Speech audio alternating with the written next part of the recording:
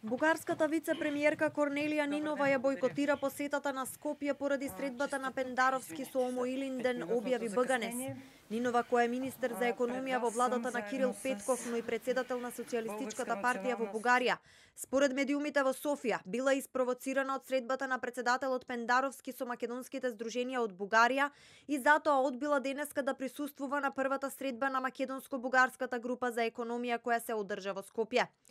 Сепак, официјално од кабинетот на Нинова, Калојан Методиев, кој е шеф на нејзиниот кабинет за ТВ24, вели дека официјалниот став е дека според агендата, бугарскиот министер Лорер е во Скопје, а Нинова воопшто не била планирана и дека ќе се појави на втората средба на македонско-бугарската економска група.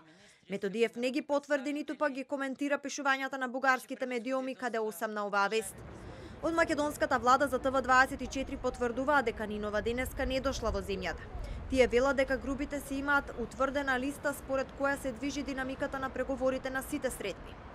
Денеска македонскиот министер за финансии Фатмир Бесими и бугарскиот министер за иновации и раст Даниел Лорер почнаа и официјално со практичната примена на новиот пристап.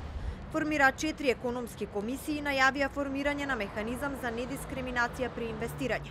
Самиот состанок разменија искуства, значи директорите на овие институции како што следи, значи Развојната банка на Република Северна Македонија, Развојната банка на Република Бугарија, потоа Фондот за иновација и технолошки развој од Република Северна Македонија и Фонд на фондови од Република Бугарија. Ако некоја бугарска компанија инвестира во Република Северна Македонија и во текот на постапката забележи дека некоја локална власт, да речеме, кочи дозволата за градба, тоа во најбрз можен рок да се сигнализира. Според новиот пристап на Ковачевски и Петков, секоја недела треба да има средби на релација Скопје-Софија.